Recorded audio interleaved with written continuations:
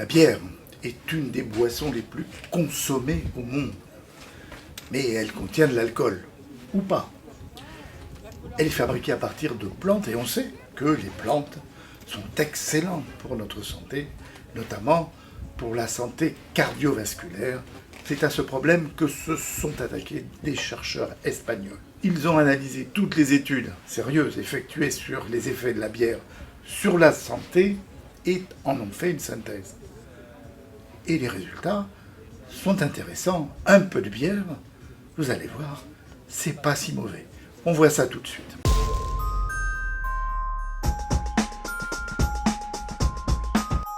La bière est la boisson alcoolisée la plus ancienne du monde. C'est aussi la troisième boisson la plus consommée après l'eau et le thé. Elle est obtenue par fermentation alcoolique de céréales, surtout l'orge, quelquefois l'épeautre, le blé, et d'une autre plante qui est le houblon.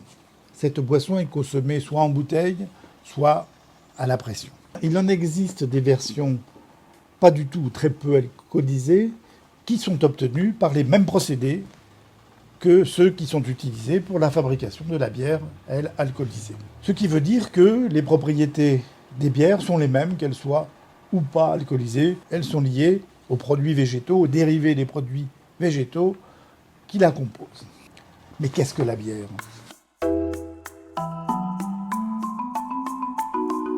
La bière contient de l'eau et de l'alcool.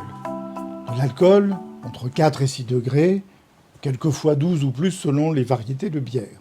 La proportion d'alcool dans une bière est indiquée en pourcentage ou en degrés. Cela correspond, ce pourcentage ou ce degré, à la quantité d'alcool contenue dans 100 ml de boisson. Pour faire simple, on dira qu'un verre de bière de 25 centilitres à 5 degrés contient 10 grammes d'alcool.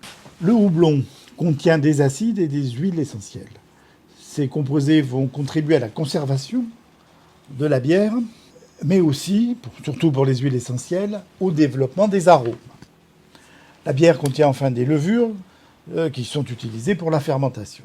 Mais oui, il y a du gluten dans la bière. Mais ça, c'est une autre histoire dont on reparlera. Alors, il existe depuis peu des bières sans gluten.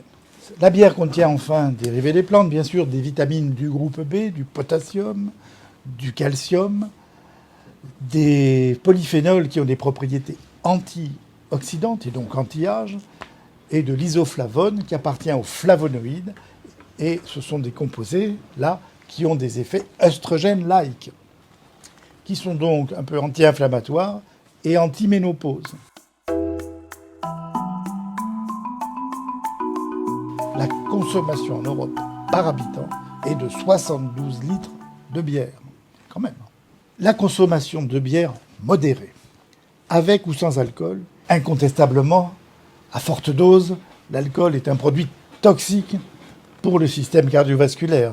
La consommation de bière modérée, avec ou sans alcool, est assortie à une diminution des accidents cardiovasculaires, est associée à une diminution de la mortalité.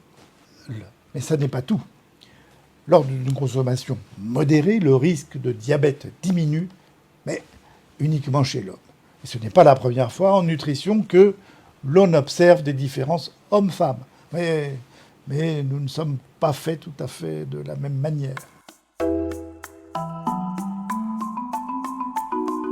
Qu'est-ce qu'une consommation modérée ?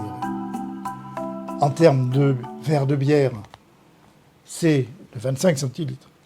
C'est pas plus de 1 à 2 verres de bière par jour chez l'homme et pas plus d'un verre de bière par jour chez la femme. Les bénéfices de cette consommation pourraient être liés à ce qu'elle contient, dont on connaît les bienfaits pour la santé. Ce sont les polyphénols et les isoflavones. Mais d'autres facteurs interviennent qui compliquent l'analyse. C'est le mode de vie. Est-on sédentaire ? Fait-on de l'exercice ?